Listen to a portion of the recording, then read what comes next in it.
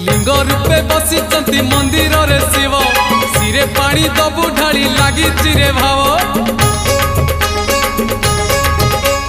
पूरण हेइछि परा आम मानसिक पांच पाଳି करी पुरे शिव अभिषेक।